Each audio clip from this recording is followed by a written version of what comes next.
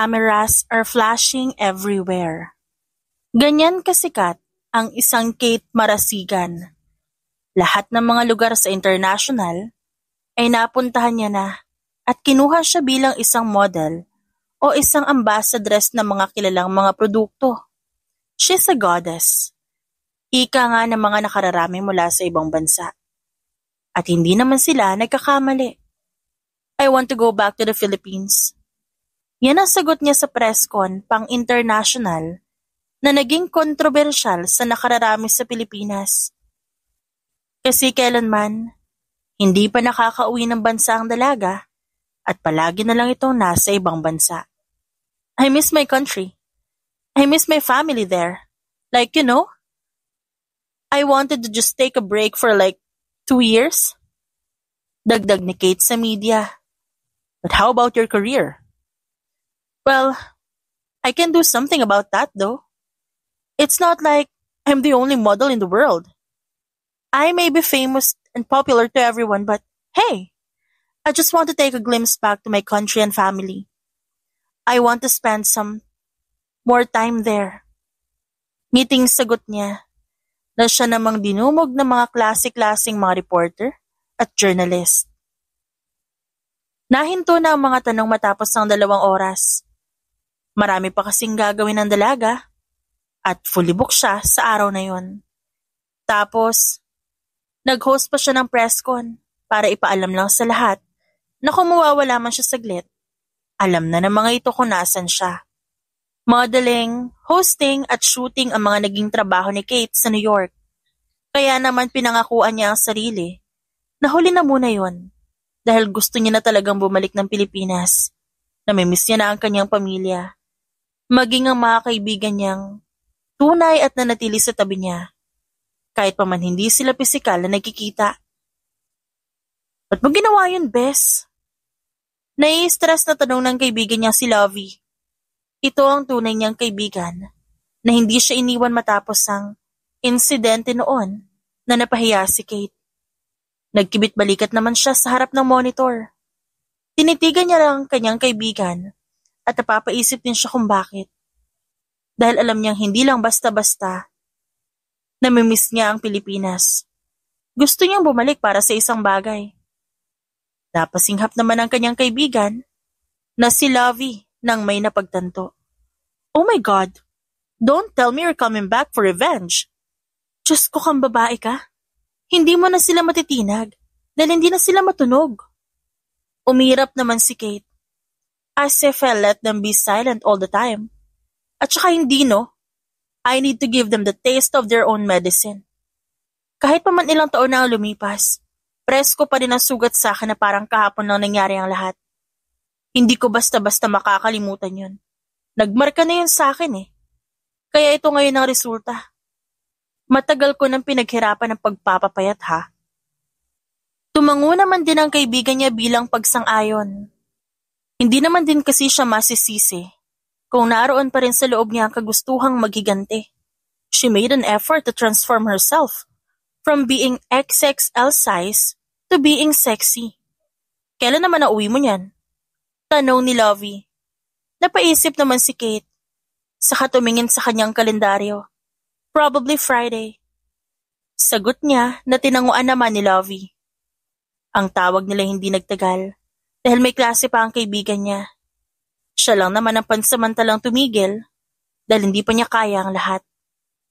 Dahil sa kada may makikita siyang eskwelahan at maraming tao, automatikong bumabalik ang lahat ng mga sugat ng kahapon at hindi ngayon gusto.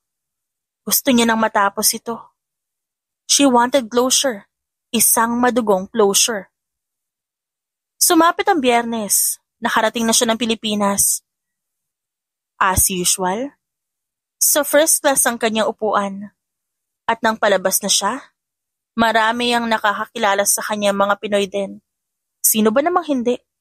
Kahit pa may tagong-tago na siya sa face mask na suot at hoodie, maging ang itim niyang sombrero at sunglasses, nakikilala pa rin siya. Kaya, kaliwat kanan na naman na naging flash ng kamera.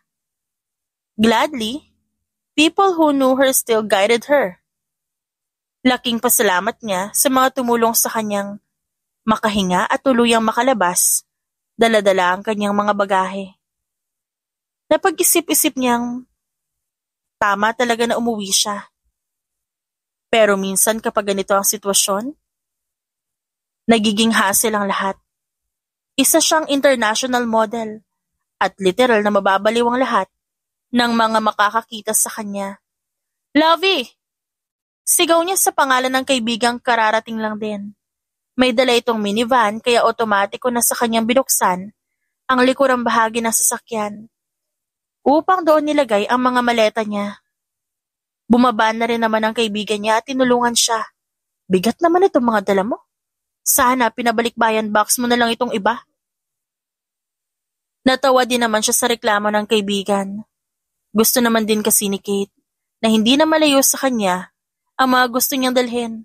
In fact, gusto niyang sorpresahin ang kanyang pamilya. For sure, hindi nila alam na ngayon ang uwi niya. Sa bahay niyo ba tayo didiretso? Tanong ni Lovey habang pinananatili ang kanyang mga mata sa daanan habang nagmamaneho. Sa kanyang peripheral, nakita niya si Kate na tumango. Ilang oras din na naging biyahe ni Kate mula sa airport patungo sa syudad ng Cagayan de Oro. Her family lives there. Doon pa rin naman siya, ngunit di siya gaanong tumutuloy sa bahay nila. Dahil paniguradong kukuha siya ng unit para sa kanyang sarili. Ngunit gusto pa rin niyang manatili ng kahit isang linggo para naman makamusta niya ang kanyang pamilya. Later on, nakarating na sila at kaagad naman silang dinumog ng pamilya ni Kate. Kaya sa pagbaba ng dalaga, nakita kaagad niya ang banner sa itaas ng bahay na nagsasabing, "Welcome home, Kate." Mukhang napaghandaan ng mga ito ang pagdating niya, kahit walang alam ang mga ito sa eksaktong date. Ang kanyang ina naman, mabilis na tinahak ang kanyang direksyon papalapit. Niyakap siya nito at umiyak dahil sa pangungulila. "Anak, sa wakas ay bumalik ka na." Anang kanyang ina sa malambing ngunit may konting kalungkutan na boses. Naiintindihan niya kung ba't ganito ang pangungulila ng kanyang ina. Dahil maging siya, ganun din. Malamang na-miss nila ang isa't isa. At matapos ang emosyonal na pagkikita, nagdesisyon na silang pumasok sa kanilang bahay. Ngunit bago pa man tuluyang makapasok ay lumingon si Kate sa hindi kalayuang bahagi mula sa kanilang bahay. May nakita siyang kotseng nakaparada doon. Yung tipong mamahalin. Palihim ito nakasunod kanina na nakutuban naman niya. Ngunit inignora na lang din niya. Dahil sa oras na hahamakin siya o kung sino mang importante sa kanya, hindi siya magdadalawang isip na magtawag ng pulis. Ang handaan ay naging enggrande dahil marami-rami pala ang pinakater ng kanyang pamilya. Nagsalo-salo ang lahat, pamilya ni Kate, maging mga kapitbahay na kakilala nila. Hindi rin nila napigilang magpa-picture sa dalaga na tinugunan naman din ni Kate. Para sa kanya, those who's not involved to her past issues, ayos lang ang magiging pakikitungo niya. Mapagpatawad naman din siya, kaso nga lang, hindi ganon kakumpleto at kabilis. Maaaring tanggap niya ang paghingi ng tawad, ngunit ang sugat ng kahapon ay matagal maghilom. Sumapit naman ang gabi at halos maraming kapitbahay nila ang nagsiuwian na. Nagligpit na rin ang kanyang pamilya at ang kanyang amay lasing na. Mukha na parami yata ito ng inom. Dinaluhan niya ito nang mapansing nakatayo sa pintuan ng ama. Niyakap niya ito na mahigpit kahit na amoy alak. "Sobrang miss na miss kita, prinsesa ko." Sabi ng kanyang ama, tipid siyang tumango dito. "Alam namin kung gaano kasakit ang idinulot na nakaraan sa'yo. Matagal na naming hinihintay at hinihiling na pumalik ka kaso. Parang nagdadalawang isip ka pa eh. Siguro, naisip ko kung tama bang nagbalik ka dito. Pero anak, gusto kong maging masaya ka ngayon. Pero baka'y kapalit nun ang pagbabalik ng trauma na dinulot sa'yo noon dito." Bahagyang bumagsak ang konting luha ni Kate habang yakap-yakap ang ama. Mabilis naman itong nakaramdam. Tay, gusto ko naman po talagang bumalik dito. Marami nga lang po ako natutunan sa Amerika na siyang naging dahilan kung paano ko nakalimutan na nakaraan. Naging abala ako at nag-focus ako sa trabaho. At dahil din sa sobrang pagiging busy, muntikan ko na ho kayo makalimutan. Mali ko rin po ang umalis. Ngunit medyo maganda rin naman ang response doon sa akin. Dahil sa pag-alis ko, natuto akong umusad. Sagot ni Kate. Kumalas silang dalawa mula sa yakapan. Anak, alam mo naman ang tatay mo ay madaling makaramdam, di ba? Alam kong kahit nakausad ka na, may parte pa rin gusto mong maghiganti, tama ba? Nanlaki ang kanyang mga mata sa tanong ng ama. Tunay ngang malakas ang pakiramdam nito. At talagang nakutuban pa ang plano niya. Pero hindi kita masisisi sa kung anong gagawin mo. Gusto mo ipaglaban ang sarili mo. Alam kong may papamukha ka. Ngunit anak, sana alam mo rin na limitado ang lahat. Huwag sana tayong gumawa ng anumang ikasasakit pa sa nakaraan. Matapos ang sandaling yon, nagsitulog na sila sa kani-kanilang silid. Iginiya ng mga lalaking kapatid ni Kate ang ama nito dahil may pagkalasing na ito at palikuliko na kung maglakad. Samantalang si Kate hindi makatulog sa sinabi ng kanyang ama. May punto naman ito, pero alam naman niya sa sarili na hindi naman siya masasaktan.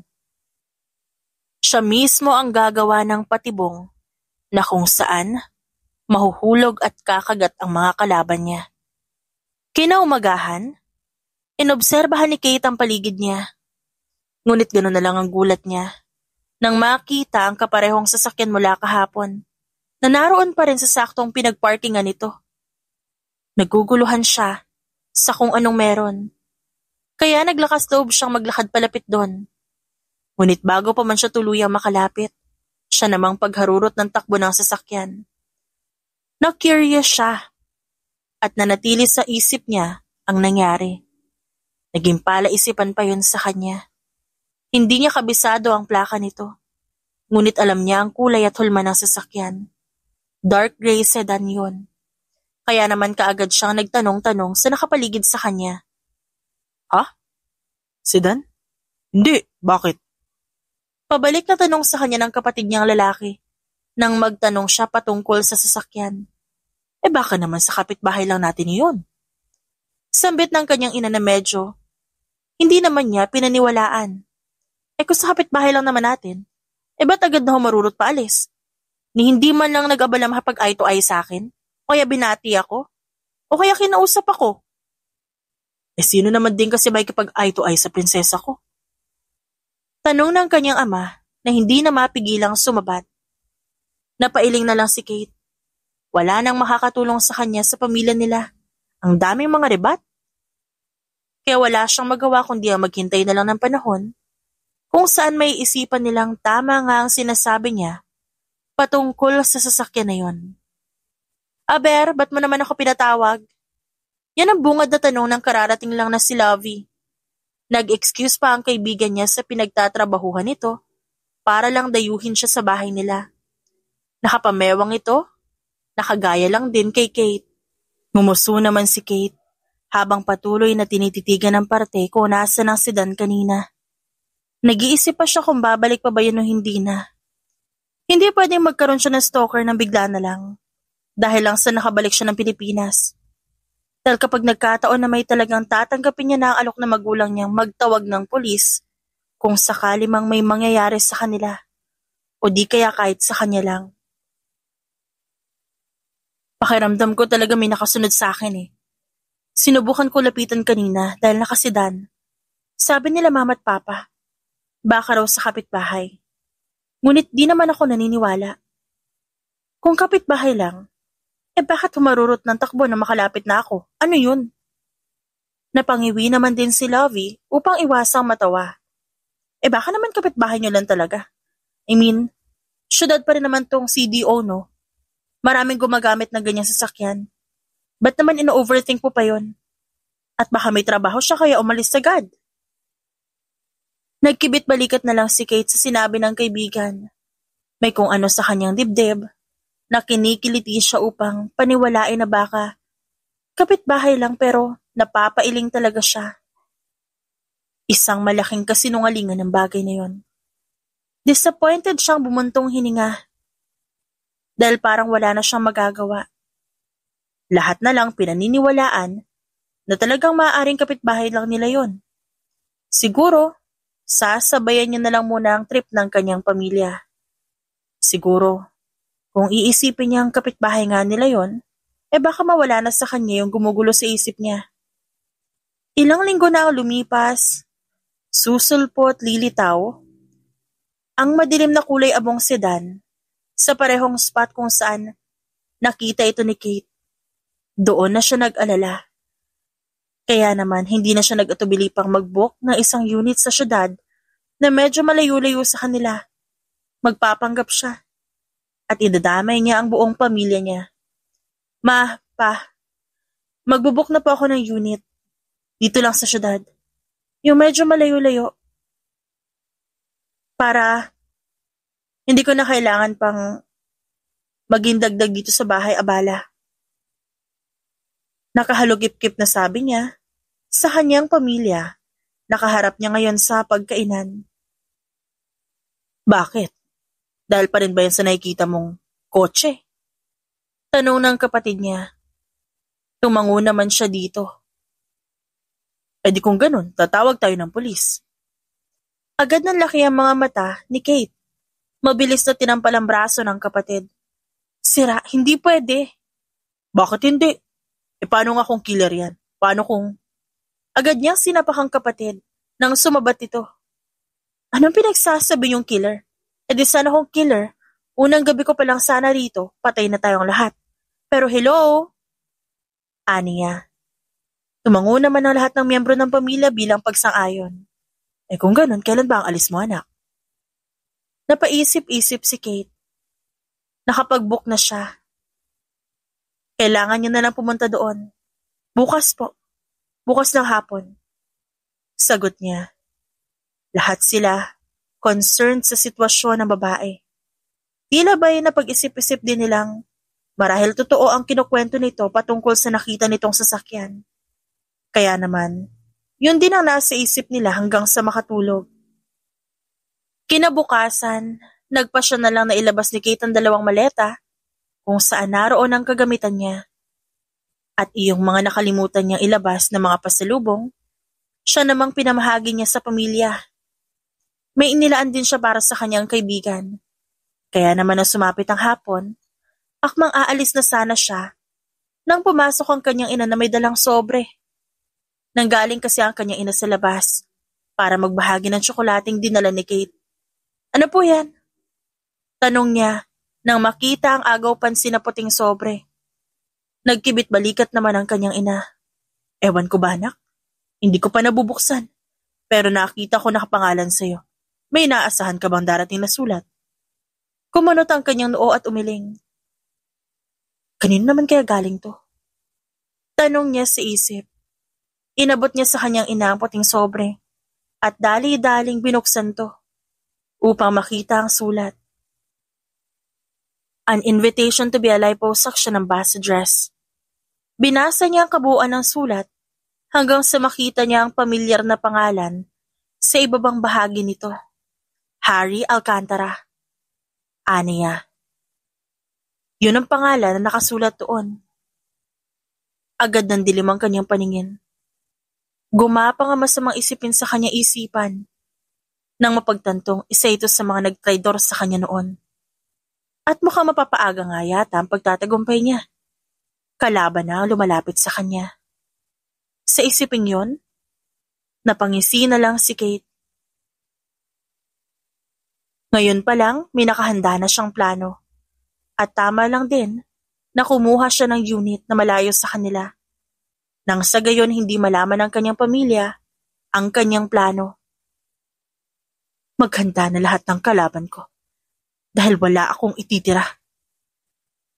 Kapag may nagtanong kung nasan ako, sabihin niyo pong nasa Maynila.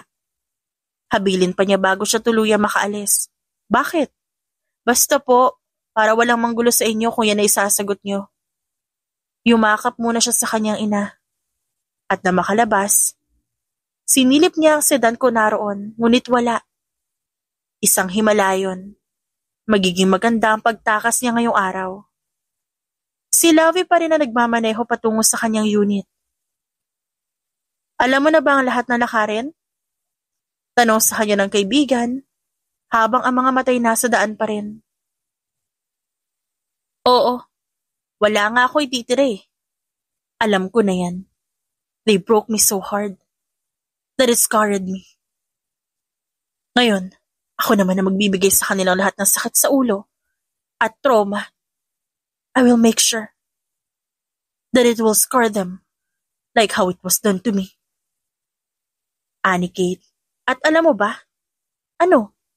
Kanina, bago pa man ako makaalis, pumasok si Mama sa bahay na may dalang sobre. Pagbukas ko ng sobre, ito yung bumulaga sa akin. Ipinakita niya kaagad ang sulat mula sa sobre sa kanyang kaibigang si Lovie.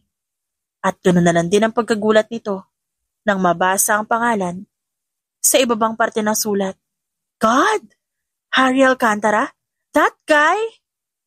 Hindi makapaniwalang utal ni Lovie. The nerve? Nalaman lang niya nakauwi ka na, talagang gusto ka niya na agad makita? Kukunin ka niya agad? Hello girl! No! Umiling na lang din naman si Kate at gumisi ng makahulugan. Kumunot naman ang noon ng kaibigan niya nang makita ang kanyang pagngisi. Kate, marasigan. Kung ano man yung plano mo, talagang babagsak ka pa rin.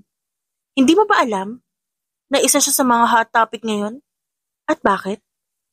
Syempre, nakapagpatayo siya ng mga branches dito sa Pilipinas maging sa labas ng bansa. Napaisip, si Kate, ganun ba talaga kalawak ang nasasakupan niya? Hanggang sa makarating siya sa kanyang unit, ganoon pa rin ang nasa isip niya. Hindi naman siya napapaisip ng matagal patungkol doon, pero hindi lang talaga siya makapaniwala. Harry was a nerd, turned into a hottie. Ginawan siya na makeover ni Cherry Mulak, ang sumira sa kanya at ang umagaw sa kaibigan niyang si Harry.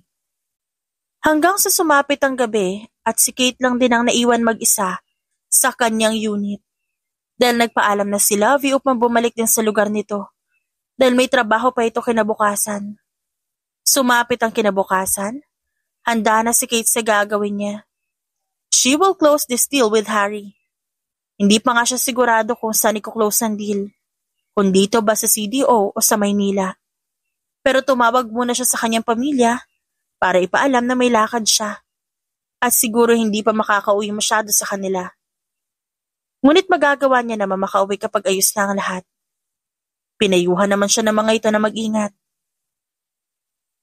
Miss Marasigan! Sa pagtawag sa kanya, siya namang pag-flash na iba't ibang kamera. Mabuti na lang at sanay siya dito dahil ganap siyang model sa labas. Gabi na nang dumayo siya sa isang known hotel kung saan gaganapin ang deal ng pagiging ambassadress niya. Like how she expected it. May red carpet at isang eleganteng party na salubong para sa kanya. Miss Kate, kumusta naging pagbalik mo rito sa Pilipinas? Balita namin ay dito ka mananatili sa loob ng 2 taon. Tanong ng isa sa mga reporters. Tumingin siya dito at tumango. Yes, pansamantala dito muna ako. Like what I've said on my interview back then. Namimiss ko na ang Pilipinas at ang lugar na kinalakihan ko. At saka ayos lang din naman na naging pagbalik ko. I stayed with my parents the last time. Pero may mga nakapagsabing sa Manila raw ang punta mo. But wow, sobrang high level na yung respect sa'yo. Dahil talagang para sa deal na ito, umuwi ka pa rito sa Cagayan de Oro. Uri naman na isa pang reporter. Napangisisikit sa narinig. They really fell for it. Yes, actually, umuwi ako dito. Dahil nakita kong based on the city itong deal, kaya ayun. But is there a chance that we'll see you on the ramp in Manila? Tanong ng isang reporter. Patungkol sa kilalang fashion ramp na usap-usapan palagi ng mga fashion at ramp enthusiast. Nakapag-isip-isip naman siya. Kung pwede, at tapos na siya sa mga gusto niyang gawin, bakit hindi naman siya pupunta, hindi ba? I'll think about it. Wala pa ako natatanggap na invitation so far. But if they will invite me, sino naman ako para tumanggi, right? Marami pang mga katanungang ibinato sa kanya ng mga reporter. Ngunit hindi niya na nasagot pa ang mga yon. Nang biglang humarang sa harap niya ang isang lalaki na hindi niya gaano inaasahang susulpot sa harapan niya mismo. Ang nag-iisang si Harry Alcantara. Kakailanganin ka na sa loob. Sabi nito sa baritonong boses. To meet with the other partners who are part of this project. Nagtaas ng kilay si Kate sa kamarahang tumango. Okay. At sa mga oras na yun alam niyang na-lock niya na ang target. Pagpasok agad nila sa event center, naroon na nga ang mga bigatin at kilalang mga tao sa larangan ng negosyo. Marami ang naimbitahan sa event na ito dahil nga tatanghaling ambassadress ang dalaga.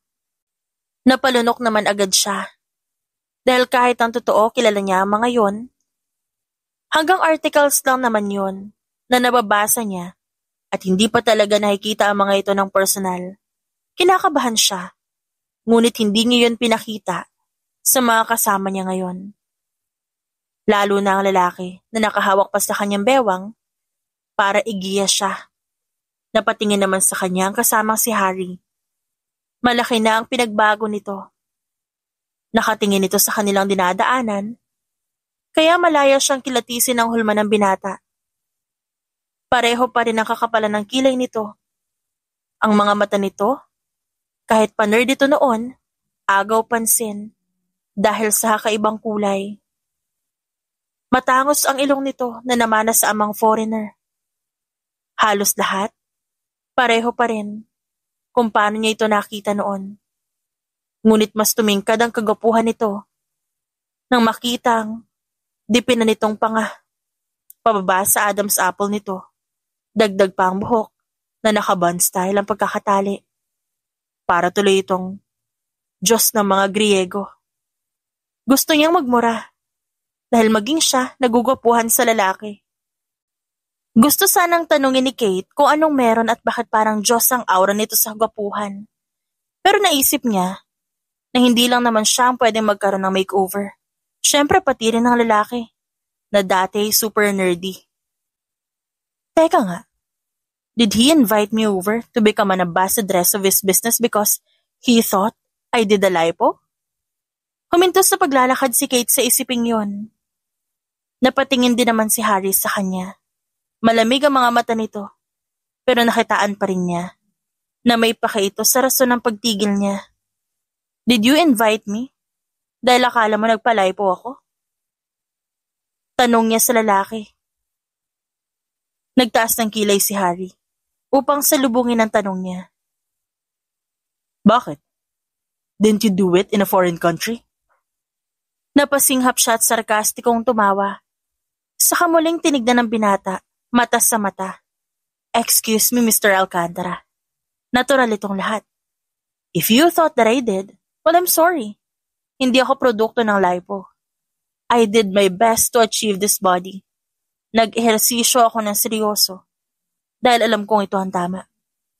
You exercise because you thought it's right. Pero para lang ba sa sarili mo? Are you sure? That's your motive when you're exercising? Tanong nito sa kanya, sabay pinanliitan siya ng mga mata. At bakit? Do I have other reason para mag-ehersisyo? Let's admit it. Sobrang taba ko nun na hindi ko na magawa ang tamang pag-ehersisyo. But look, this is me now. So, what's your point of backing out? Because I am not a product of liposuction, mister. At kung binabalak niyo man akong gawing ambassadress para lang ikwento ang naging body transformation ko, pasalamat na lang. Akmang aalis na sana si Kate nang bigla namang hawakan siya sa palapulsuhan ng lalaki. You can't back out. Did you analyze the letter? Sinabi ko rin na kung pupunta ka, secure done deal. Napaawang ang labi niya. What? Ngumisi ang binata. Guess you didn't analyze what you read. Wala nang nagawa ang dalaga nang biglang hinigit siya nito sa braso. Napadaing siya na siya namang dahilan ng pag-adjust ng binata sa hawak. Gumapang sa sistema niya ang galit, nang hindi man lang ito humingi ng tawad. Sa huli, nagpatianod na lamang siya, hanggang sa biglang nakita niyang paakyat na sila ng entablado. Smile. Utos sa kanya ni Harry, na matalim namang napatingin siya dito. Ngunit kalaunan ngumiti na lang siya, sa harap ng maraming kamera. Nag-click naman ang mga yon. Kinukunan sila ng litrato. Huminto lang din ang lahat nang maglakad na sila sa harap na isang stand na may nakahandang mikropono. Bigla-bigla iniwan siya ni Harry. Kaya nerbyoso siyang lumingon sa binata habang pilit pa rin ang ngiti. Pinandilatan niya ito dahil hindi niya alam ang gagawin. Anong gagawin niya? Impromptu? Napairap siya. Nang sagutin lang siya ng lalaki ng isang kibit-balikat. And God knows that she doesn't know what to do anymore. Kaya naman inipon niya sa sarili ang lahat nang mailalabas niyang confidence. Kahit pa man hindi siya nakapaghanda, dahil wala na may binigay sa kanya, aatake pa rin siya. Hindi naman siya tanga. Kinuha niya ang mikropono sa harapan at marahang tinapik ang bukana nito para i-check kung maganda ba ang response. Yun ang ginawa niya para alam niyang hindi siya sinasabotahe. Hello everyone! Panimula niya. Nanginginig pa siya dahil hindi niya inakalang ito ang unang beses na magsasalita siya ng walang heads up. But, with her simple start, pumalakpak agad ang lahat ng mga dumalo roon. Kaya hindi niya maiwasang ngumiti. Tumataas ang kanyang confidence, kaya alam niyang kaya niya ito. It's a pleasure that Mr. Alcantara sent me an invitation to be an ambassadress for his liposuction business. Please, give him a warm of applause. Utos niya sa lahat na ginawa naman ang lahat pagkatapos. Actually, I came here on stage without them giving me a heads up, but that's okay. Hindi naman talaga ako kinakabahan. Iniangat pa niya ang kanyang kamay na kung saan ay nanginginig. Kaya naman tumawa ang lahat ng dumalo. Aside from being a model, nakitaan ng lahat na magaling magpatawa si Kate. Na kahit pa man, hindi sinasadya, tila natatawa na ang mga tao. Kumbaga, natural ang lahat ng ginagawa niya. Konti lang naman talaga yung sasabihin ko dito. Medyo mahaba-haba na kung mag-history pa ako. But you know, dati rin akong tabatsoy. Hindi naman sa dinadown ko yung sarili ko. Pero sino naman makakahindi kapag pagkain, di ba? Ngunit ayan nga, sa halakain ko, hindi ko alam kung paano mag-ehersisyo ng tama. However, after I left Philippines, may mga tumulong sa akin sa labas ng bansa nung tinanggap ko yung job offer doon, kung saan nagsimula ako sa isang XXL model. My friends there, they're kind. Tinulungan nila ako lumiit sa pamamagitan ng pag-exercise. Kaya heto ako ngayon, sexy. Everything about my transformation is natural. Walang halong chemical.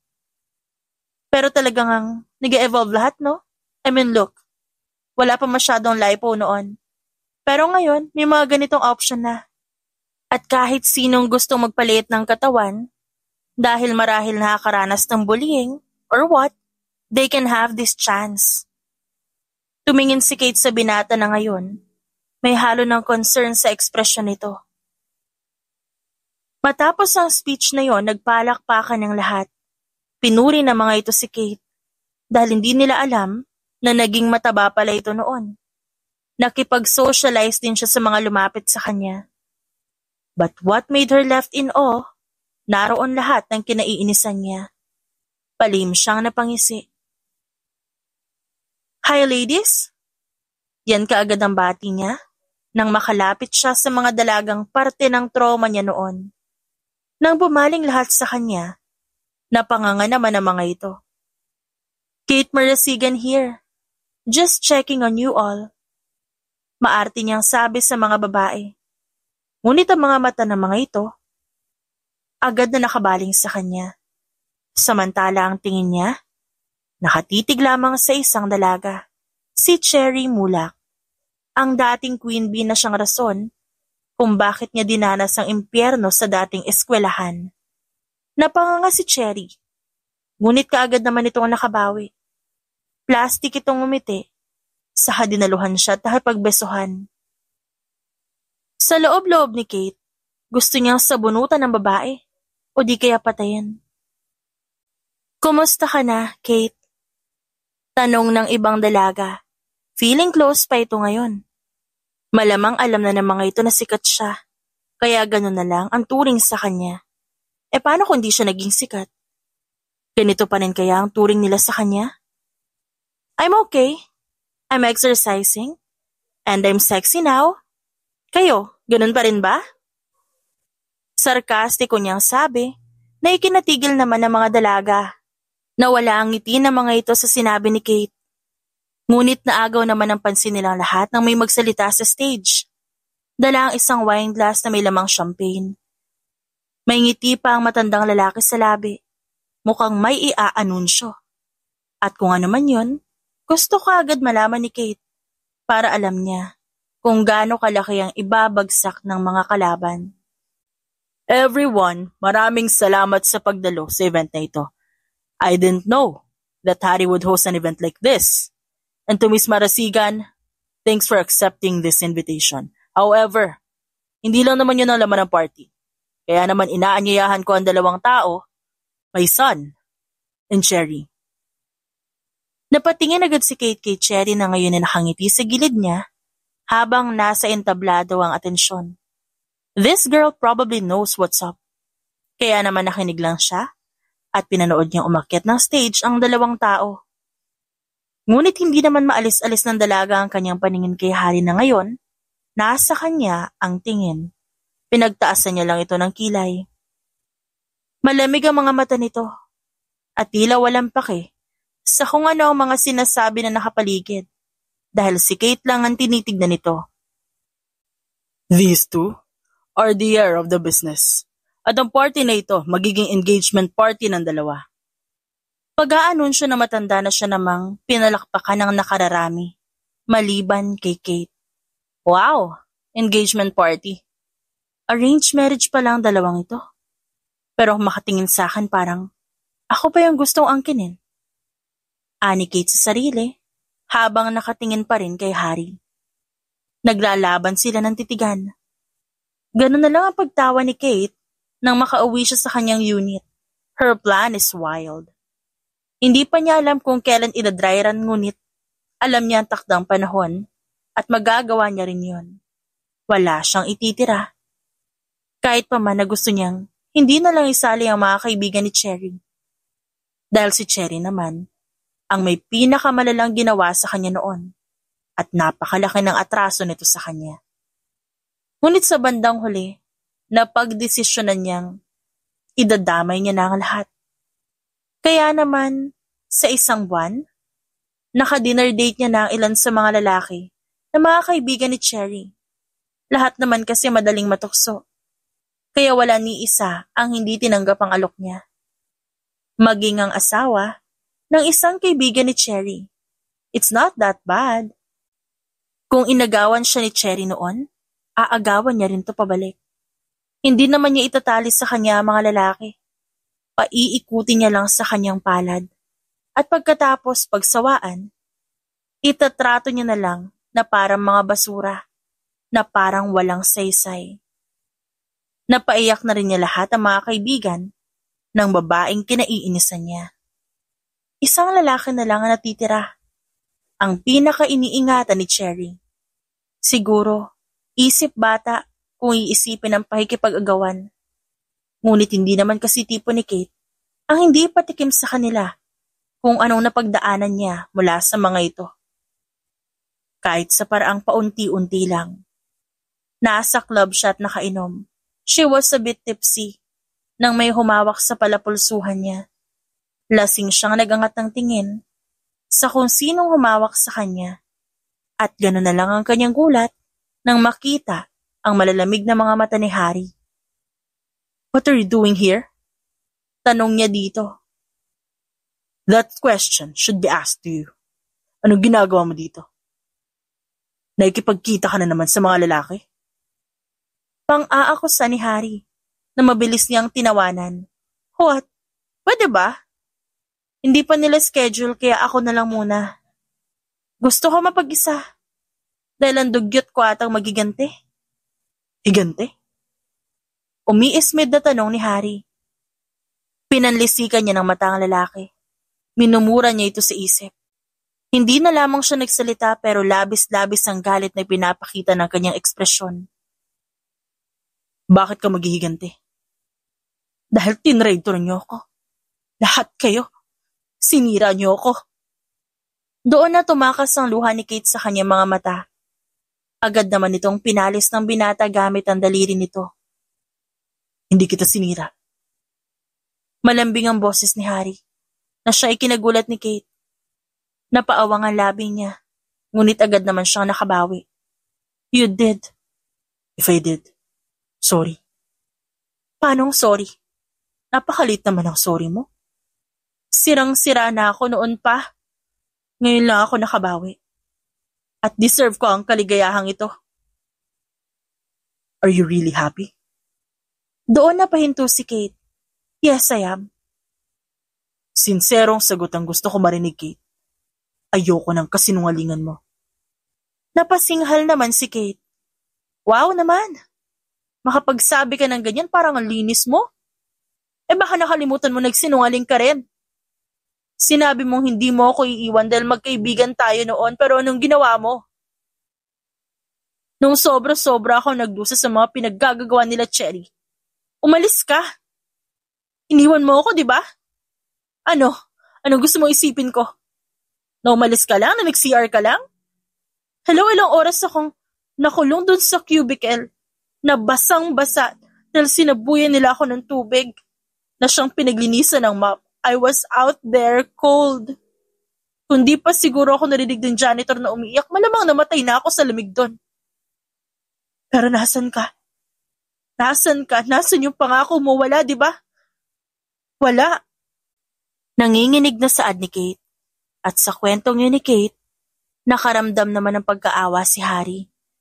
Ngunit para saan pa ba ang awa niya kung huli na ang lahat? Then use me.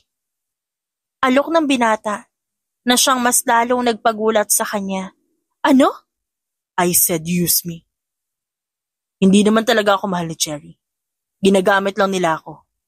Dahil sa kasikatan at success ko. Ginamit niya lang ako. At pinakausapan ng papa niyang itali niya ako sa kanya dahil nandyan ka. You were a threat to her, Kate. Hindi naman matukoy ni Kate kung bakit ganoon. Kung ba't sinasabi ng binata ang lahat ng ito sa kanya? Kanino ba ito nakapanik? Imposible. Baka siya pa yung mahulog sa patibong ng mga ito. Pero kung willing talaga magpagamit si Harry, di lulubos-lubosin niya na. Kaya naman matapos ang sandaling yun sa club, natagpuan niya ang sarili na paalis doon. May mga paparazzi na nagtatago, ngunit wala siyang pake. May sasakyan ng binata kaya yun ang ginamit nila hanggang sa makarating sila sa penthouse nito. Napanganga naman si Kate. Kahit pa nasa ibang bansa, nasubukan niya na ring manirahan sa penthouse. Pero iba pa rin talaga dito sa Pilipinas. Kitang-kita niya ang maliwanag na ilaw sa bawat sulok nito. Hindi niya mapigilang humanga sa ganda ng lugar. At ngayon, masasabi niya nang nag-improve na nga talaga ang syudad nila habang wala siya ng ilang taon. Everything has changed since you left. Natauhan siya sa hindi malamang dahilan. Nang maalalang, may kasama nga pala siya sa bandang likuran niya. Naglakad patungo sa tabi niya ang binata. Halata nga. Sagot niya naman. Ilang oras silang ganon bago siya inanyayahan nito na umupo na muna sa couch dahil paglulutuan daw siya ni Harry. Para sa kanya, that was a strange move. Kasi sino naman ang kalaban na ganon kung gumalaw? Unless, gusto siya nitong patayin gamit ang lason. O di kaya kunin ang loob niya bago siya patumbahin. Bakit mo to ginagawa? Hindi niya na napigilang itanong. Gusto niya lang malinawan sa mga nangyayari. Do you have a hidden motive? Nagangat ng tingin si Harry. Bakit? Kailangan ba ng hidden motive kapag tutulong? Natigilan siya, ngunit nagkibit balikat pagkatapos. Ewan ko. I just feel the need to ask. Hindi kita masyadong kilala. Remember, you sided with them. So ayun yung naisip ko, kaya may doubts ako sa pagtulong mo. Napamura ang lalaki, sa mahinang paraan na hindi niya narinig. Ngunit may karunungan naman siya sa pagbabasa ng labi. Kaya napailing na lang siya. Hindi na lang inisip ni Kate ang mga pinagsasabi ni Harry. Iginala niya muli ang kanyang mata sa paligid. Pwede ba ako maglibot? Tanong niya. Tumango naman si Harry sa kanya. She was amazed how cool Harry was. Siguro nga'y wala nga talagang balak ang binata sa kanya. Ito rin naman na malalagot kapag may nangyaring masama sa kanya. The media love Kate so much. Nag-umpisa nang maglibot si Kate sa bawat sulok. Inuna niya munang lapitan ng isang cabinet na kung saan may nakapatong ng mga frame. Inisa-isa niyang tignan ang mga ito at nakita niya ang litrato ng mga bata, maging ang class picture kung saan nasa iisang klase lang sila. Wala siyang nakita ng mga litrato nila ni Cherry, kaya kumbinsido siyang talagang walang planong masama sa kanya ang binata. Matapos doon sa cabinet, sinulit naman niya ang mga mata sa mga mamahaling kagamitan ni Harry. Of course, ito ang mga makukuha ng binata kapag marami na ang narating nito. Kaya naman bilib siya sa napagtanto niyang talagang malayo na ang narating ng kanyang dating kaibigan. Food is ready. Anunsyo nito. Kaya natuon sa lalaki ang kanyang atensyon. Napabalik na siya sa dining. Pangdalawahan lang ang naroon na Celia. Kaya magkaharap sila ngayon ng lalaki. May sabaw at meron din namang mainit at tsokolate na iinumin ng dalaga para maging sober. Hindi niya alam kung ba't ganito ang inaakto ni Harry. Ngunit ngayon palalampasin niya lahat at magpapasalamat na lamang siya dahil naghanda ito para sa kanya. How many times have you done it with them? Malamig na tanong ng binata sa kanya sa kalagitnaan ng paghigop niya ng sabaw. Napakunot noo ang dalaga. Nilunok muna niya ang sabaw, saka sinagot ang binata. Ba't mo natanong? Para gawin mo din sa akin ang ginawa mo sa kanila. Kung ilang beses mo ginawa sa kanila yun, ganun din dapat sa akin. Halos masamid siya sa narinig. Hindi siya makapaniwala sa sinabi ng binata. Napatawa naman siya. Did he think I slept with them? Mind you hindi ko sila pinaunlakan. Dinner dates lang. Sagot niya at ngumiwi. At umiling pa ng marahan ng binata. Hindi naniwala sa sinagot niya. Rason kung bakit mas napangisi siya. Bakit? Hindi ko nga sila pinaunlakan. Ano ba nasa isip mo? After kumain ng dinner, may ibang kainang naganap? Hindi no? Natatawang dagdag niya. Defensive mo masyado. Ikaw kasi, kung ano-ano po papasok dyan sa utak mo. Dapat mo na yatang palinisan yan. Ang dumi na masyado Napangisi ang binata sa sinabi niya. Pero kung ganun nga ang ginagawa mo sa kanila, what about me? Pauunlakan mo ba ako? Bakit? What can you offer just to spend a night? Umiling si Harry. Not just a night, woman. Ang tulad mo hindi lang pang isahang gabi. Marami akong pwedeng alok na mahihirapan kang hindi tanggapin. Napataas ang kilay ni Kate sa kabinitawan ng hawak niyang kutsara. Something inside her ignites the flame between them. Like what? Offering you a house? Bubuo tayo ng pamilya. Sagot ni Harry na siyang nagpaawang sa mga labi ni Kate. Hindi niya yun inasahan. Napalunok siya ng matigas dahil tila nauubusan siya ng sasabihin. Oh my gosh! Sinabi niya yun? Kinikilig na tanong ni Lovey, kinabukasan, nang bumisita ito sa unit ni Kate. Day off nito, kaya heto, nakangiti pang naikipagkwentuhan sa kanya. Napasabunot naman ang buhok si Kate. Maski siya mismo, hindi maalis sa isipan ang sinabi ni Harry.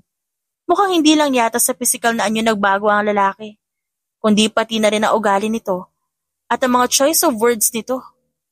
Sa kada maalala niya ang sinabi nito, nawawala siya sa sarili. Biglang namumula at gugulong-gulong pa sa kama. Halatang kinikilig siya. Pero ano na ngayon ang plano mo? You want revenge.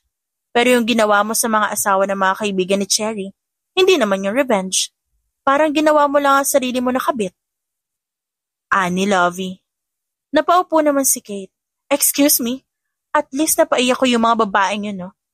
Saka wala na kaya akong plano makipagkita sa mga lalaking yun. Sinubukan ko na iwasan, ngunit sila naman yung palaging bumabalik sa akin. Goal mo ba talaga yan? Sinserong tanong ni Lovey sa kanya, na tinanguan naman niya.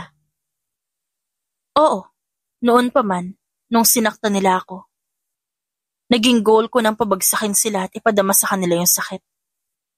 Hindi nila ako masyadong sinaktan sa pisikal. Pero tinarget nila ako through my emotions. Kaya ang goal ko, saktan sila gamit ang emosyon. Napatango naman ang kaibigan niya. Pero paano naman kapag ikaw ang mahuhulog dyan sa laro mo? Handa ka bang tanggapin yung mga consequences? Nahinto si Kate saka nag-isip-isip. Yes. Handa naman ako sa magiging consequences ko. Pero gusto kong bago ko pa man yun malasap muna nila ang impyernong pinalasap nila sa akin nun. Wala na rin nagawa si Lovey sa desisyon ni Kate. Para dito, kung ano ikagagaan ng pakiramdam ng kaibigan niya, susuportahan niya. At simula nga noong nagpresenta si Harry, na siya na lang ang gamitin ni Kate, nagtagumpay naman ito. Sa araw-araw, sa tapat ng building kung saan naroroon ang unit ni Kate, ay naghihintay siya. Naging instant driver siya ng dalaga. At hindi rin malaman ni Kate kung bakit gano'n na lang kawiling ang binata na magpagamit. Gusto niyang makitaan ito ng kabutihan. Ngunit, hindi naman gano'n kadali. Alam niya sa kanyang sarili na may tinatago pa rin itong motibo na siyang dahilan ng pagtulong nito sa kanya. Alam niyang wala nang libre sa mundo, kaya imposibleng mapagamit ito para lang sa wala. Sa ilang linggo na gano'n ang setup, akala niya hindi nasusugod si Cherry. Ngunit, nagkamali siya. Sinugod siya nito sa unit niya. Malakas ang katok na ginawa ni Cherry at sinasamahan pa ng malalakas na sigaw ng pangalan niya. Kate! Lumabas ka dyan! Ahas ka! Ahas ka! Inagaw mo sa akin si Harry! Narinig niya ang gigil na sambit nito. Inagaw mo sa akin lahat! Ani Cherry, na ngayon ay nanginginig na ang boses. Hula niya umiiyak na ito. Nung una, hindi malaman ni Kate kung tama ba talaga ang pinagagagawa niya kasama si Harry. Takang-taka pa siya kung bakit nagpresenta ang binata noon. Pero kung ito ang resulta, maganda naman pala ang kinalalabasan. Kaya naman napangiti siya habang nakikinig sa iyak ng dalaga sa labas ng kanyang unit. The plan is working. Balita ni Kate sa binata na nasa harap niya. Lumabas pa rin sila kahit marami na nakakaalam at naiintriga kung ano ba talaga ang relasyon nila. Tumango si Harry. What's next? Ngumuso si Kate. Hindi ko pa alam. I'm so drained, Harry. Akala ko'y magaling ako magiganti, pero hindi naman pala. Ngayon ko lang medyo naramdaman na ganito pala magiganti. Akala ko, na plano ko na ng todo, hindi pa pala. Muli namang tumango si Harry. A party. Sa susunod na linggo. A big one. Naroon lahat pati yung target mo. Talaga? Yes. First anniversary ng kumpanyang tinatag namin. Tinatag mo? Pangongorek ni Kate na napatingin naman sa kanya ang binata. It was all your hard work, Harry. Nagbigay lang sila ng pera para matatag yan. But the plans and everything para maging matagumpayan, it was all on you. Napalunok na matigas ang binata sa narinig niya mula kay Kate. Ngunit yumuko din naman ito. Tila malalim ang iniisip. Paano kung hindi ako matalino? At nerd lang talaga ako. Biglang tanong ni Harry na siya ay kinabigla ng dalaga. Paano kung hindi ako ganito? Kahit nag-transform na. May say-say kaya ako? I already betrayed you, broke your heart, at hindi ko alam kung paano ko itatama lahat ng pagkakamali ko. Kaya heto ako nagpapaubaya na gamitin mo para makapaghiganti ka. Natahimik si Kate. Nabigla siya sa kanyang narinig. Yun pala yung rason. Kaya ito pumayag na magpagamit. Pagkatapos nun, napatingin naman si Kate nang biglang naramdaman niya ang kamay na nakapatong na sa kanyang kamay. Nakita niyang kay Harry yon. Ang mga mata naman ni Harry ay napuno ng pagsusumamo. Dahilan para maramdaman ni Kate ang pagkirot ng damdamin niya. Hindi naman din siya masyadong galit sa lalaki. Ilang linggo na rin niyang ginamit ang binata. At ganoon na lang din ang unti-unting pagkatunaw ng kanyang galit dito. Totoo, tinraidor nga siya nito. Ngunit dahil sa muling pagsasama nila, napagtanto ng dalaga na takot lang pala talaga si Harry noon. At hindi pa niya alam ang rason kung bakit. Alam mo, gusto ko sanang paniwalaan yung sinabi mo eh. Kaso paano mo naman may ipapaliwanag yung pang-iiwan mo sa akin sa ere noon? Tanong niya sa kabinawi ang kamay mula dito. Akala ko ba magkaibigan tayo noon? Napahinga ng malalim si Harry at napalunok ng matigas. Ang mga mata mo, nagsusumamo pero para saan pa, Harry? Sobrang huli na ang lahat. Dagdag niya. Kate, magpapaliwanag naman sana ako eh. Kaso hindi na kita nakita nun. Malamang.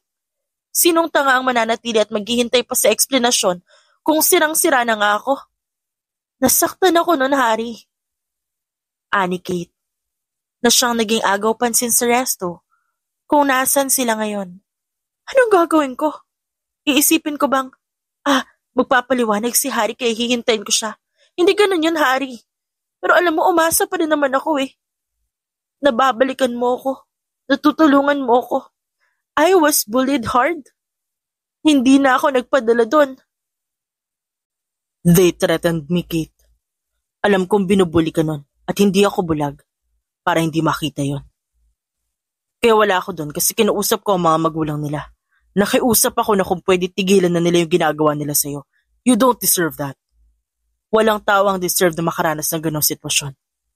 Natatakot din ako dahil hindi pa rin sila natinag kahit napagsabihan na sila. Inalok din ako eh. Inalok ako ni Cherry na kung sa kanila ako papanig, hindi kita lalapitan. Pero hindi ka na rin nila gagambalain. Mas kumirot ang puso ni Kate sa narinig. He knew it all along. I'm just protecting you. Kahit palihiman lang, Harry. Hindi mo man lang ako kinamusta. Hindi mo man lang ako nilapitan kahit sa huling pagkakataon. Ayaw ko maulit yung panggagambala nila sa'yo. Kaya yun ang kinapitan ko. Pero sa mga taong nagdaan, walang araw na hindi kita naisip, Kate. Ano ibig mong sabihin? I've fallen for you back then. Pagko-confess ni Harry na kanyang ikinagulat. Ano? Yes, Kate. Gusto kita. I know you're just having doubts. Iniisip na, ba't kita magugustuhan? Kung mataba ka. Kung ganun ang timbang mo.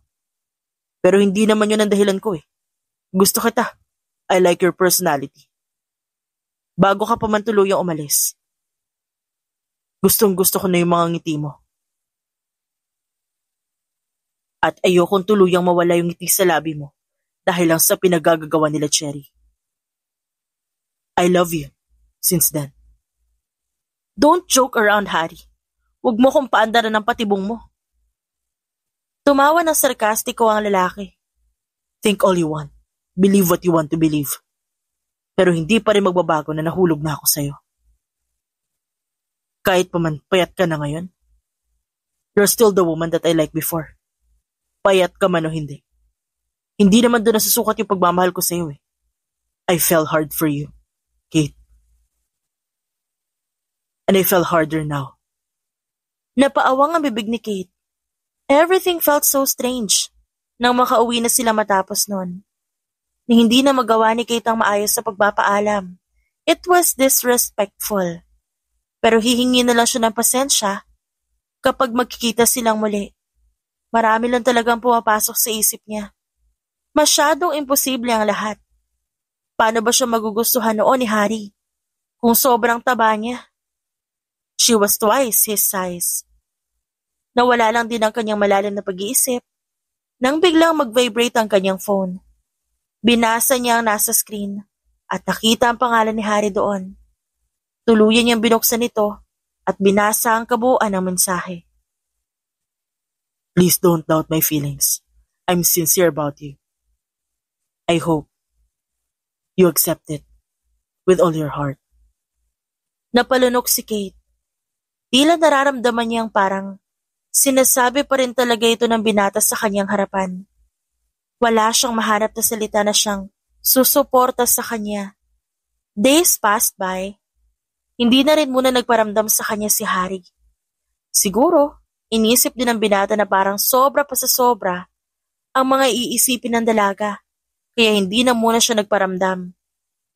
Pero inisip din ni Kate na baka nga'y naghahanda rin ito para sa isang party. Umamin na siya.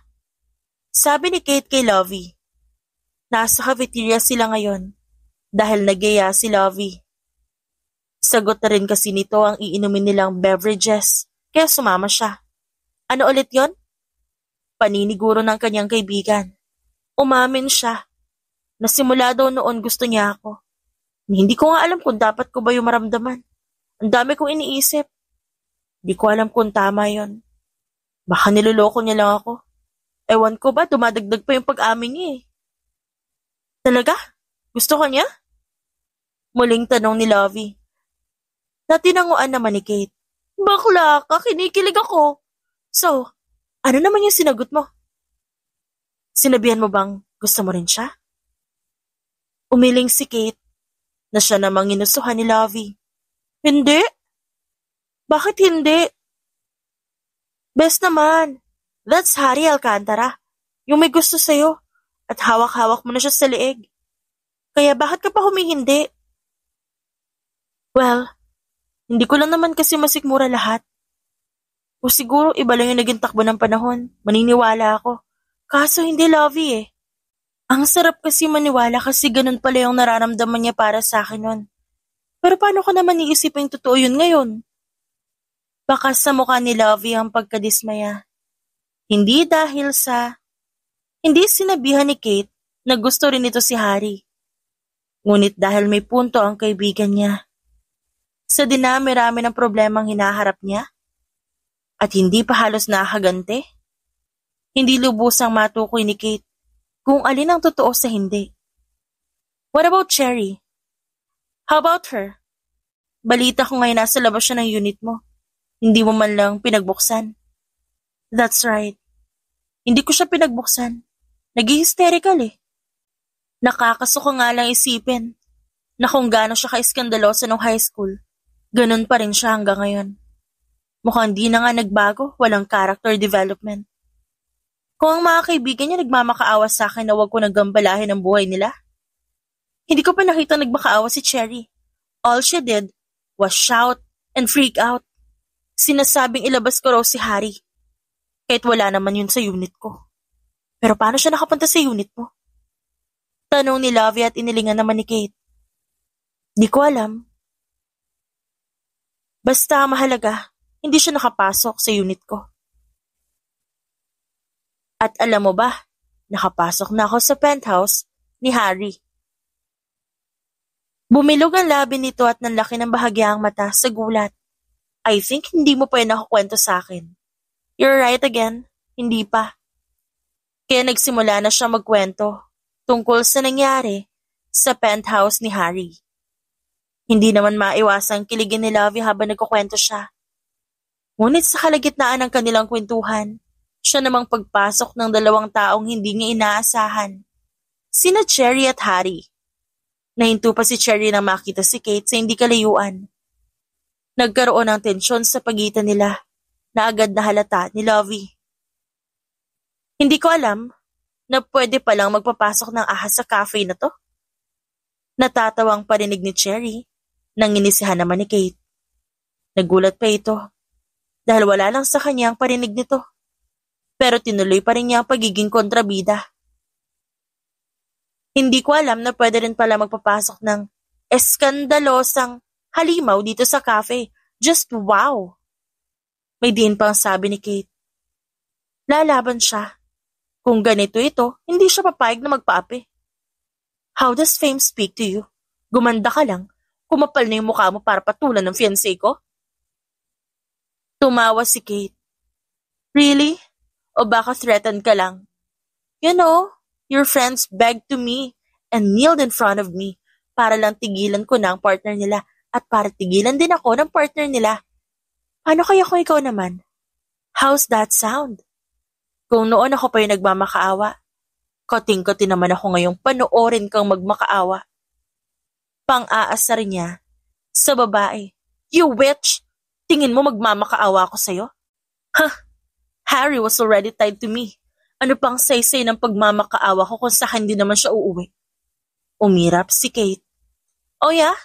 Sa'yo nga uuwi. Hawak mo si leeg. Pero paano naman kaya kung magsawa at magkaisip din si Harry? Would you risk it all? Just to have him back? Akmang sasampalin siya ni Cherry nang biglang maagapan ito ni Harry. Don't dare. Malamig na sabi ng lalaki. Huminga ng malalim si Cherry dahil sa gulat. Hindi nito akalain na ang kanyang fiancé mismo papanig kay Kate. Napangisi naman si Kate dahil sa nangyari. Nasisiyahan dahil sa ginawa ng binata. It's the time again kung saan pinagtanggol siya ni Harry. Wala namang ibang choice si Cherry kundi ang umalis na lang sa cafe na yon. Mukhang walang saysay ang lahat kung mananatili pa siya. At ang magandang choice, ang umalis. Dahil kung mananatili sila doon, malalaman ni Kate na ang mga mata ni Harry sa kanya lang din palagi. Gaya ng kung paano siya sundan ng tingin nung nag-dinner date pa siya sa mga partner ng kaibigan ni Cherry. Alam na rin niya na ang sida na siyang bantay ng bantay sa kanya noon nung nasa poder siya ng kanyang pamilya, pagmamay-ari ni Harry. He was that guy all along. Dumating ang pinakahihintay niya, ang isang bigating event na kung saan imbitado siya. Eleganteng-elegante ang ayos ni Kate.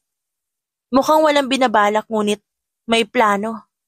Sa mga comfort room, may isang staff siyang sinabihan na kung papasok si Cherry doon, ilock nito ang pinto at buhusan na isang tubig na pinaglinisan ng mop. At malaki binayad niya para doon. May dagdag pa yung tip para manahimik ito. Miss Marasigan, tawag sa kanya na isang socialite na dinaluhan naman niya. Isang babae na bumesos sa kanya. Kasunod nito ang lalaki na sa tansya niyang nasa edad ay 50. You look dashing. What's your inspiration? Ngumiti naman din si Kate. Wala naman po masyado. It's just my beauty and confidence. She walked elegantly. Hindi pa niya alam na ang epekto nito sa binata ay iba. Nakita pa niyang napalunok ito nang makalapit na siya. At kung alam lang din ni Kate kung gaano kalakas ang tibok ng puso ni Harry, siguro'y may isip din niya na totoo at sincero nga ang nararamdaman nito para sa kanya. Ang ganda mo.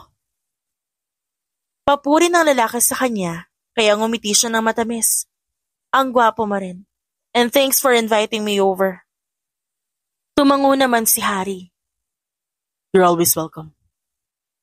Napalunok si Kate nang makita niya na labis ang pagiging gwapo ng binata sa ayos nito at napagtanto niya na nagbago ang aura ng lalaki. You cut your hair. Yeah. Nagpa-haircut ako bago ako pumunta dito. Bagay ba sa akin? Sobra pa sa sobra. Yun ang mga salitang gusto niyang sabihin kay Harry. Ngunit parang may pumipigil sa kanya. Akmang magsasalita pa sana siya nang makarinig sila ng may sumigaw na malakas. Boses babae. Sa kanya lang naalala na si Cherry yon. Napangisi siya nang biglang pumasok sa venue si Cherry na may dumi na ang puting dress. Ngumisi siya sa naisip. Finally, at nangyari na nga, ang kanyang plano sa nagpasimuno noon sa kanya. Nung nag-aaral pa sila, galit na galit si Cherry at malakas pang nagmumura. There goes the camera, flashing non-stop. Tila agaw pansin na naging sitwasyon ni Cherry.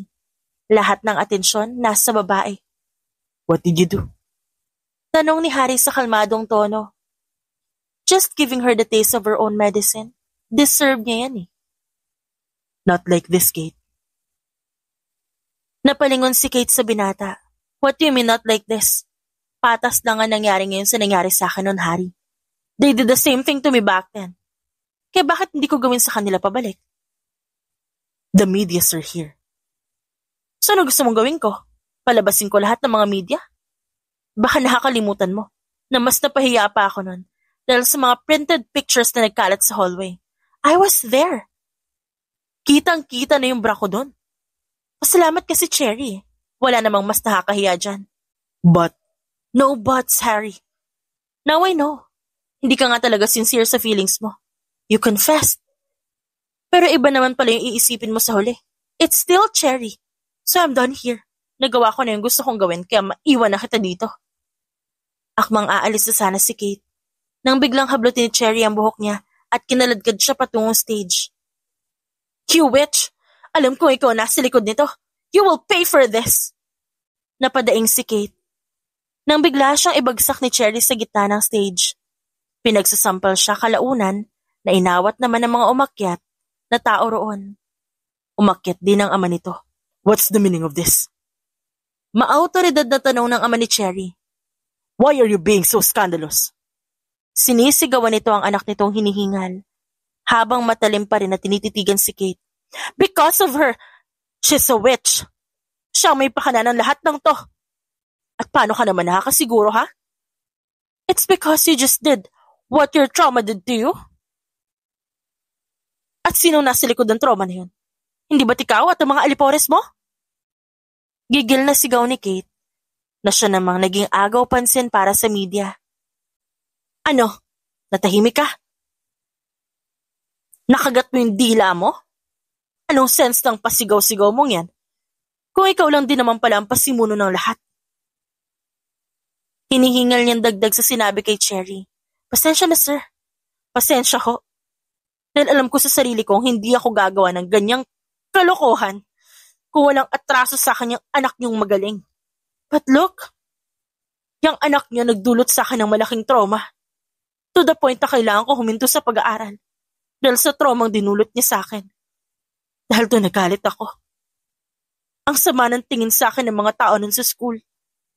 Lahat naman nakakasalamuha ko, pinandidirihan ako. I hated school because that's what they did to me. Hindi madali sa akin lahat eh. Tinapakan nila ako nun. Kaya ganito yung naging ganti ko. Kapag mataba ako, ganun na lang aabutin ko. Kailangan maipilit ko magpapayat para lang sumakto ako sa kagustuhan ng lahat. Napunta naman din kay Harry ang tingin niya ngayon. Nakararating lang sa stage. At ikaw, you should have man up before. Sinabi mong pinoprotektahan mo ako pero talaga bang ginawa mo? Umamin ka pa. At naniwala naman ako. Sasabihin ko na sanang nahuhulog na rin ako sa'yo eh. Pero bakit pa? Concerned ka rin kay Cherry.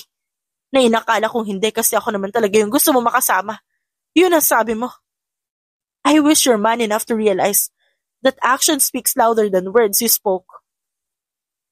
Dahil doon, natulala si Harry. Napagtanto niyang mukhang mawawala na naman sa kanya si Kate. Because the moment he uttered her name, hindi na ito lumingon pabalik sa stage at dire-diretso na itong naglakad paalis. Si Cherry naman, umiyak nang umiyak at hindi na alam ni Harry ang gagawin niya. Fiancé niya si Cherry pero ayaw niyang matali sa babae na hindi niya naman mahal. Kaya nilapitan niya si Cherry at ang ama nito. Sir, Cherry, I really consider this thought. Alam ko may partnership ang pamilya natin pero hindi ko talaga kaya. Cherry is not the right one for me. Magiging toxic kami mag-asawa kung susundin namin ang gusto niyong mangyari. I have so many regrets in life already. Kapag ginawa ko pa to, Di ko na alam ang gagawin ko. Baka pati ako masira na rin. I am sorry, sir, kung ano man na napag-usapan. I hate to say it, but I have to break it. Matapos nun, tumakbo na palabas si Harry. Sinusubukang sundan si Kate. Ngunit na makalabas na siya, saka namang pagbuhos ng napakalakas na ulan, nakita niya ang babae sa gitna ng ulanan. Naglakad, at kahit hindi man niya rinig humihikbi ito. Patakbo niya itong nilapitan. Humarang siya sa harap nito, na siya namang pagkatigil ng paglalakad nito. Umalis ka sa harapan ko. Mas kailangan ka ni Cherry. Pagtataboy sa kanya ni Kate. Ngunit hindi naman umalis si Harry sa harapan niya. Nagpatuloy lang ito sa pagtayo. Kate pilit niya itong pinagtutulakan hanggang sa manghina ang tuhod niya at napaluhod. Lumuhod din si Harry sa harapan niya. Ngayon kita na rin na umiiyak ito. Bakit mo naman ako itataboy? Ba't gusto mo ako ipamigay sa taong hindi ko naman kailan nagustuhan? Hindi mo pa rin ba nakikita? Hindi mo pa rin maramdam? This! Feel my heart beating for you, Kate. Walang Cherry, walang lahat. Ikaw lang. I just hope maramdaman mo yung tibok ng damdamin ko. Ikaw lang ang nagpapatibok ng puso ko, Kate. Ikaw lang. Matapos sabihin niyo ni Harry, hinawakan nito ang pisngi niya at malalim siyang hinalikan. At sa mga sandaling yon, doon nawala ang lahat ng pagdududa. Tanging tibok ng kanilang puso ang kanilang pinairal. Makalipas ang ilang taon, naging masaya sila pareho. Ikinasal silang dalawa dahil gusto nilang makasama nila ang isa't isa habang buhay. You are Mrs. Kate Marasigan Alcantara now. Akin ka na. Ngumuso naman si Kate. Mamahalin mo pa rin ba ako kahit tumaba ako ulit? Tanong ni Kate na siya namang nagpatigil sa lalaki. Pero hinalikan nito ang tungki ng kanyang ilong.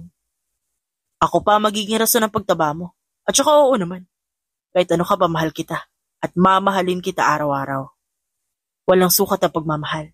If my heart beats for you, don't doubt it. Dahil alam mo naman sincere yung feelings ko. Dahil sa simula pa lang, ikaw na ang pipiliin ko. Hanggang ngayon ikaw pa rin. Sa sinabi niyo ni Harry, alam na ni Kate na payapa na ang kanyang puso. Payapa na ang lahat. Wala na ang bigat. Pagmamahal na lang ang naiwan sa kanilang puso panghabang buhay. The end.